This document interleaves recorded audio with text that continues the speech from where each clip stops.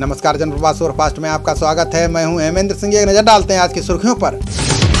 PM Modi ने श्रीलंका के प्रधानमंत्री महिंदा राजपक्षे के साथ बातचीत की, जिसमें दोनों नेताओं ने द्विपक्षीय संबंध तथा महत्वपूर्ण क्षेत्रों में सहयोग बढ़ाने के मुद्दे पर चर्चा की। डिजिटल द्विपक्षीय शिखर वार्ता में पीएम मोदी ने कहा कि उन्हें विश्वास है कि श्रीलंका में राजपक्षे सरकार की नीतियों के आधार पर मिली बड़ी जीत दोनों देशों के बीच सहयोग को और मजबूत बनाएगी। कोरोना महामारी की वजह से चरमरा चुकी अर्थव्यवस्था को दूसरा बूस्टर डोज देने की सरकार तैयारी कर रही है। इसको लेकर अब सरकार 35,000 करोड़ के प्रोत्साहन पैकेज देने के बारे में सोच रही है। सरकार इसका ऐलान फेस्टिवल सीजन से पहले कर सकती है। बता दें कि इससे पहले सरकार 20 लाख करोड़ का पैकेज दे चुकी है। भाजपा के राष्ट्रीय अध्यक्ष जेपी नड्डा ने नई राष्ट्रीय कार्यकारिणी की घोषणा की है। सूत्रों ने बताया है कि इस टीम से सुधार होने की उम्मीद है। इसके जरिए राज्यों का प्रतिनिधित्व किया जाएगा। नई राष्ट्रीय कार्यकारिणी में महिलाओं और युवाओं को अवसर दिया गया है। कार्यकारिणी में सीटी रवि और तरुण चुग नए महासचिव बनाए गए हैं। कांग्रेस पार्टी ने आज सोशल मीडिया पर किसानों के लिए बोलो अभियान की शुरुआत की। इस अभियान में हाल ही में पारित संसद से कृषि बिल का विरोध किया गया है। राहुल ने लोगों से मोदी सरकार द्वारा किसानों के उत्पीड़न के खिलाफ आवाज उठाने का आग्रह किया है। बता दें कि संसद से कृषि संबंधी 3 विधेयक पास हो चुके हैं। बिहार के पूर्व डीजीपी गुप्तेश्वर पांडे आज जेडीयू में शामिल हो सकते हैं। इस दौरान जेडीयू दफ्तर में सीएम नीतीश कुमार भी मौजूद रहेंगे। गुप्तेश्वर पांडे को सीएम नीतीश जेडीयू की सदस्यता दिलाएंगे। बताया जा रहा है कि जेडीयू गुप्तेश्वर पांडे को वाल्मीकि नगर की लोकसभा सीट पर उपचुनाव लड़ाने की तैयारी कर रही है।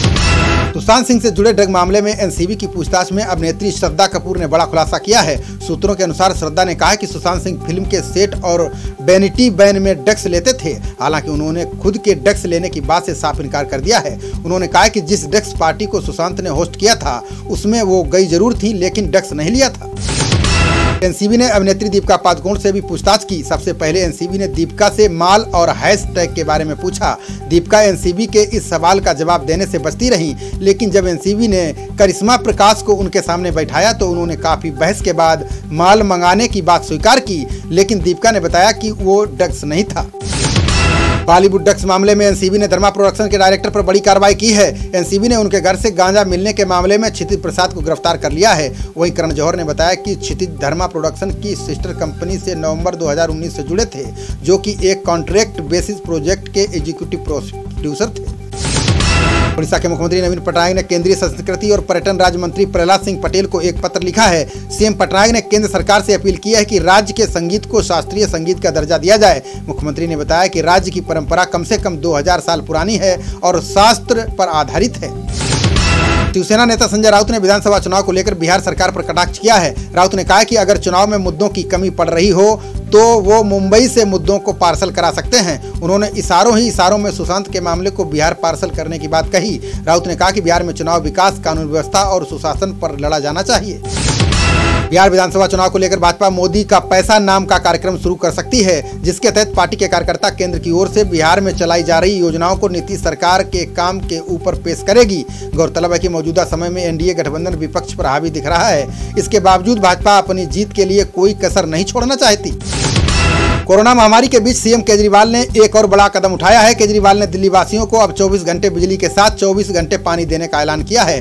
उन्होंने कहा है कि अभी दिल्ली के लिए जितना पानी उपलब्ध है उससे हर दिल्ली वासी को हर दिन औसतन 176 लीटर पानी मिल सकता है। 24 घंटे पानी को लेकर एक सलाहकार नियुक्त किया जाएगा। केंद्र सरकार हज के लिए श्रद्धालुओं से आवेदन जमा करने की प्रक्रिया शुरू करने पर विचार कर रही है। केंद्रीय मंत्री मुख्तार अब्बास नकवी ने कहा है कि हम अक्टूबर-नवंबर से हज 2021 के लिए आवेदन जमा करने सहित प्रक्रिया शुरू करने पर विचार कर रहे हैं। हम सऊदी अरब के दिशा निर्देशों का इंतजार करेंगे और उम्मीद करेंगे कि तीर्थ यात्रा हो। मध्य प्रदेश के मुख्यमंत्री शिवराज सिंह चौहान ने कांग्रेस पर जोरदार हमला बोला है। चौहान ने कहा कि मेरे प्यारे दोस्तों, मध्य प्रदेश, बिहार और कर्नाटक सहित देश भर में कई जगहों पर चुनाव होने वाले हैं। हमें कोरोना को देखते हुए चुनाव आयोग के दिशा निर्देशों का पूरा ध्यान रखना चाहिए। इस बार हाथ सैनिटाइज कर पूरी तरह से साफ कर देना चाहिए। चीन के इशारों पर पाकिस्तानी खुफिया एजेंसी आईएसआई ने कश्मीर में अपनी रणनीति में बदलाव किया है। खबर है कि आईएसआई आतंकियों को खाली हाथ घुसपैठ करा रही है तथा ड्रोन से हथियार पहुंचा रही है। कश्मीर में कई स्थानों पर चीन निर्मित हथियार सुरक्षा बलों के हाथ लगे हैं। सूत्रों ने बताया कि ड्रोन के साथ साथ EMI राइफलें भी मिली हैं।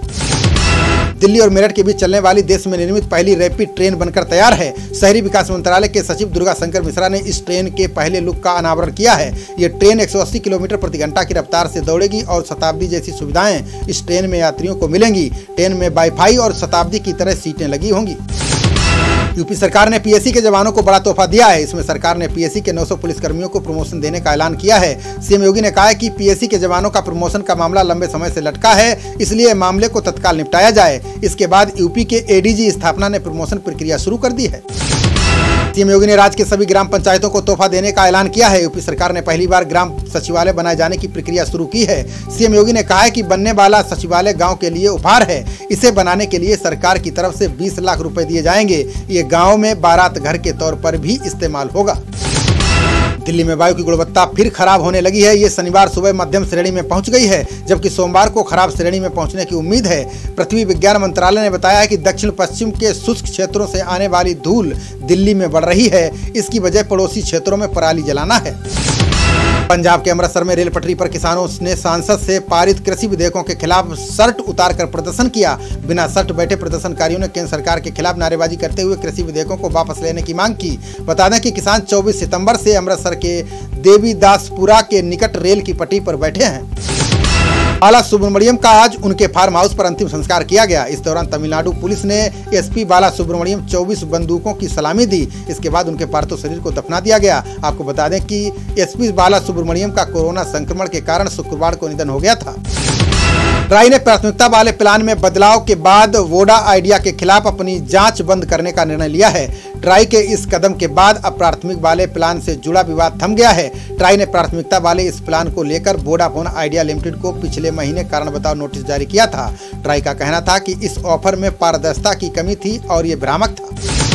उपराष्ट्रपति एम वेंकैया नायडू ने समाज सुधारक ईश्वर चंद्र विद्यासागर को उनकी 200वीं जयंती पर श्रद्धांजलि दी। उपराष्ट्रपति ने बाल विवाह की प्रथा को समाप्त करने के उनके प्रयासों को याद किया। उपराष्ट्रपति ने कहा कि वे बहुआयामी प्रतिभा के धनी थे। उन्हें बाल विवाह के खिलाफ आवाज उठाने और विधवा विवाह शुरू करने के लिए याद किया जाता है। मध्य प्रदेश के सीएम शिवराज सिंह चौहान ने मुख्यमंत्री किसान कल्याण योजना का शुभारंभ किया है। इसके लिए भोपाल में एक कार्यक्रम का आयोजन किया गया। इसमें सीएम शिवराज ने बटन दबाकर मुख्यमंत्री किसान कल्याण योजना को हरी झंडी दिखाई। सीएम ने कहा कि इस योजना के तहत 1,75,000 कृषक परिवारों को लाभ मिल रहा है। कांग्रेस नेता सचिन पायलट मध्य प्रदेश के उपचुनाव में प्रचार करने जा रहे हैं। इस बीच शिवराज सरकार के मंत्री जयभान सिंह पवैया ने पायलट के बहाने कांग्रेस पर तंज कसा है।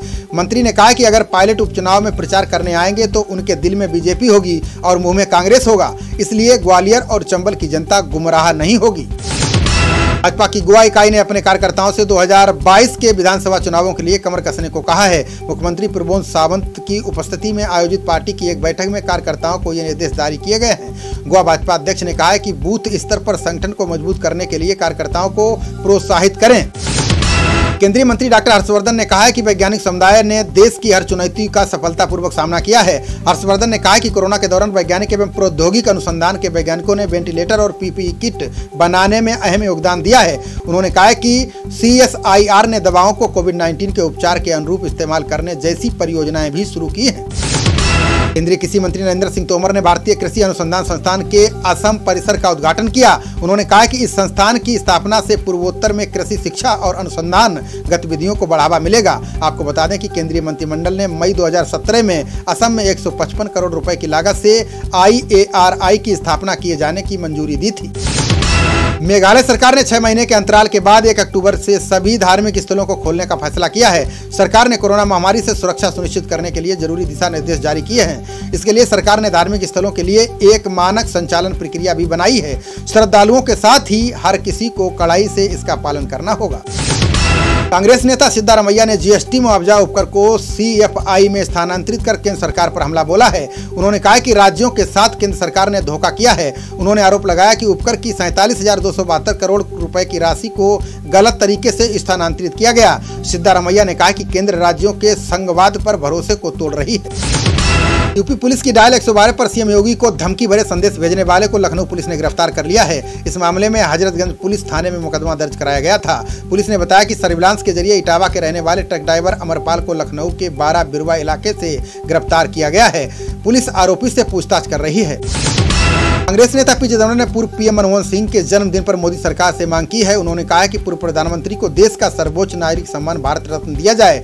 चिदम्बरम ने कहा कि मनमोहन सिंह के जीवन की कहानी एक सामान्य परिवेश के युवा लड़के से शुरू हुई थी, जो देश की जनसेवा की सबसे बड़ी ऊंचाई तक पहुंची है। अनिल अंबानी ने 3 चीनी बैंकों से कर्ज लेने के मामले में ब्रिटेन की एक अदालत में हलफनामा दायर किया है। इसमें अनिल अंबानी ने बताया कि उनके पास कोई महत्वपूर्ण संपत्ति नहीं है। इसके साथ ही उनका खर्च बहुत ही कम है। ये पूरा खर्च मेरी पत्नी और परिवार वाले संभालते हैं। अब मेरा आमदनी का कोई दूसरा जरिया भी नहीं है। झारखंड के पूर्व सीएम बाबूलाल मरांडी को कोरोना हो गया है। उन्होंने ट्वीट कर इसकी जानकारी दी है। मरांडी ने कहा कि शुरुआती लक्षणों की जांच कराने पर उनका कोरोना रिजल्ट पॉजिटिव आया है। उन्होंने कहा कि मेरे प्रिय प्रदेशवासियों, आप सभी की प्रार्थना और आशीर्वाद से मैं जल्द स्वस्थ होकर आऊंगा और एक बार फिर जन सेवा करूंगा। एमपी सीएम शिवराज को ठंडी और कड़ी रोटी देने में नया मोड़ आ गया है। सीएम ने खुद को ठंडी रोटी देने वाले मामले में निलंबित अधिकारी को बहाल करने का आदेश दिया है। इसके बाद इंदौर के जिलाधिकारी ने अधिकारी को बहाल कर दिया है। बता दें कि डीएम ने सीएम को ठंडी रोटी देने के आरोप में खाद्य निरीक्षक मनीष स्वामी को निलंबित कर दिया था। भूमाफिया घोषित अतीक अहमद की बिल्डिंगों पर बुलडोजर चलवाने के बाद अब यूपी सरकार आर्थिक चोट देने की तैयारी कर रही है। यूपी सरकार अतीक अहमद और उनके करीबियों को नोटिस भेजने जा रही है। इसमें अतीक अहमद से वो पूरा खर्चा मांगेगी जो सरकार ने उसके अवैध बिल्डिंग पर कार्रवाई करने के दौरान खर्च किया है। जम्मू कश्मीर में भूकंप के तेज झटके महसूस किए गए। राष्ट्रीय भूकंप विज्ञान केंद्र ने बताया कि जम्मू में दोपहर करीब 12:01 पर भूकंप के तेज झटके लगे हैं। इनकी रिएक्टर स्केल पर तीव्रता 4.5 मापी गई है। बता दें कि भूकंप के झटके इतनी तेज आए थे कि लोग अपने घरों से बाहर निकल आए। हालांकि अब तक नुकसान की खबर नहीं है। दिल्ली के जहांगीरपुरी थाने में तैनात एक हवलदार ने तस्कर से बरामद लाखों का गांजा अपने 3 सहकर्मियों के साथ मिलकर बेच दिया। इस मामले में 2 उप निरीक्षक, एक हवलदार और एक सिपाही को निलंबित कर दिया गया है। हवलदार ने गांजा तस्कर के घर से 170 किलोग्राम गांजा बरामद किया था, लेकिन सिर्फ 920 ग्राम गांजा जब्त होना दिखाया। यूपी के आगरा में पंचवटी प्लाजा के हुक्का बार में पुलिस ने छापा मारा है। छापेमारी के दौरान बार में 8 लड़के और लड़कियां मिले। ये सभी बार में हुक्के की पाइप से एक के बाद एक कस लगा रहे थे। पुलिस ने हुक्का बार से युवक और युवतियों को गिरफ्तार कर लिया है। वहीं हुक्का बार संचालक राघव राठौड़ मौके से फरार हो गया। गौतम बुद्ध नगर में सड़क हादसों को रोकने तथा नियमों का उल्लंघन करने वालों के खिलाफ कार्रवाई करने के संबंध में बैठक हुई। एडीएम की अध्यक्षता में हुई बैठक में यमुना एक्सप्रेसवे पर कैमरा आधारित चालान प्रणाली के जरिए कार्रवाई करने समेत कई फैसले लिए गए। उन्होंने बताया है कि नोएडा और ग्रेटर नोएडा में 15 दिन के भीतर संकेतक लगाने का काम शुरू हो जाएगा। राजस्थान के जोधपुर में अचानक कोरोना के मरीजों के बढ़ने के बीच आज से वीकेंड का लॉकडाउन शुरू हो गया है। पुलिस और नगर निकाय के अधिकारियों ने शहर के विभिन्न इलाकों में मार्च निकाला। उन्होंने लोगों से घरों में रहने की अपील की। जिलाधिकारी ने बताया कि लॉकडाउन का फैसला बढ़ाने के मामले पर विचार करने के बाद लिया गया। कांग्रेस ने हाल ही में पारित श्रम सुधार संहिता संबंधी 3 विधेयकों को मजदूर विरोधी करार दिया है। पार्टी के वरिष्ठ नेता मल्लिकार्जुन खड़गे ने कहा है कि इन संहिताओं के विरोध में कांग्रेस सड़क पर उतरेगी। हम मजदूरों के हित सुनिश्चित करने के लिए कोई कोर कसर नहीं छोड़ेंगे। उन्होंने कहा कि लोकतांत्रिक प्रक्रियाओं को ताक पर रखकर निर्णय थोपना इस सरकार के डीएनए में है। यूपी के बाराबंकी में पीएम किसान सम्मान निधि योजना में बड़ा घोटाला उजागर होने की संभावना है। जिले में 2.5 लाख अपात्रों को करोड़ों रुपए बांटे गए हैं। अब इन अपात्र लोगों से पैसा वापसी की कार्रवाई शुरू की गई है। वहीं इस मामले में जिले के 2 जन सेवा केंद्र संचालकों पर केस दर्ज किया गया है। यहीं से लोगों ने अपना नाम दर्ज करवाया था। बीएचयू ने स्नातक कोर्सेज की प्रवेश परीक्षा के रिजल्ट को अंतिम रूप देना शुरू कर दिया है। बीएचयू के परीक्षा विभाग ने बताया है कि प्रवेश परीक्षाओं का रिजल्ट फाइनल हो रहे हैं। वहीं एलएलबी और बीएड प्रवेश परीक्षा का रिजल्ट 30 सितंबर को जारी किया जाएगा, जबकि बाकी कोर्स का रिजल्ट 5 अक्टूबर को घोषित किया जाएगा। हरियाणा में आज से स्कूल, कॉलेज और विश्वविद्यालय खुल गए हैं। इनमें छात्रों को आने जाने की छूट दी गई है। हालांकि अभी ट्रायल के तौर पर ही छात्रों के लिए स्कूल खोला गया है। हरियाणा में उच्च शिक्षा विभाग के डायरेक्टर ने बताया कि शिक्षण संस्थानों को कोरोना प्रोटोकॉल का पालन करना होगा। इसके साथ ही सोशल डिस्टेंसिंग के तहत ही पढ़ाई करानी होगी। काशी की गंगा में अमेरिका की अमेजन नदी की कैट फिश मिली है। यह एक ही महीने में दूसरी बार मिली है। इससे बीएचयू के जंतु वैज्ञानिक बेहद चिंतित हैं। बीएचयू के जंतु वैज्ञानिक प्रोफेसर बेचन लाल ने बताया है कि जलीय माहौल के लिए यह खतरनाक है। ये अपने से छोटी मछलियों को तो खाती ही है, इसके अलावा अन्य जलीय जीवों को भी खा जाती है। भारत और अमेरिका के बाद चीनी ऐप टिकटॉक पर पाकिस्तान कार्रवाई करने जा रहा है। पाकिस्तान के पीएम इमरान खान ने कहा कि टिकटॉक से पाकिस्तान को सुरक्षा और डेटा को खतरा नहीं है, लेकिन टिकटॉक से पाकिस्तान में अश्लीलता फैल रही है। इससे सामाजिक माहौल खराब हो रहा है, इसलिए टिकटॉक पर प्रतिबंध लगाया जाएगा। रोहतास में आरजेडी कार्यकर्ताओं ने टिकट बंटवारे को लेकर विद्रोह कर दिया है। कार्यकर्ताओं ने तेजस्वी यादव के खिलाफ मोर्चा खोल दिया है। पूर्व मंत्री इलियास हुसैन के पुत्र फिरोज हुसैन को टिकट न मिलने से लोगों ने प्रदर्शन किया। लोगों ने तेजस्वी पर टिकट बेचने का आरोप भी लगाया है। आज कन्नौज के शहीद गोपाल बाबू शुक्ला को श्रद्धांजलि दी गई। इस मौके पर हिंदू युवा वाहिनी भारत के राष्ट्रीय अध्यक्ष अनुभव शुक्ला, प्रदेश मंत्री पवन सिसोदिया और जिला अध्यक्ष के राजपूत मौजूद रहे। इस अवसर पर क्षेत्र के हजारों लोगों की भीड़ रही। सभी ने गोपाल बाबू अमर रहे के नारे लगाए। कानून व्यवस्था का जायजा लेने आईजी लक्ष्मी सिंह हरदोई पहुंची। यहां उन्होंने थाना समाधान दिवस पर संडीला में लोगों की समस्याएं सुनी। लक्ष्मी सिंह ने लेखपालों को निर्देश दिया कि भूमि विवादों का जल्द निराकरण कराएं। लेखपाल अपने साथ सिपाही और दरोगा को साथ लेकर आ जाएं, जिससे तत्काल समस्या का निस्तारण हो सके। खबरों का सिलसिला जारी रहेगा। देखते रहिए जनप्रवाद। नमस्कार।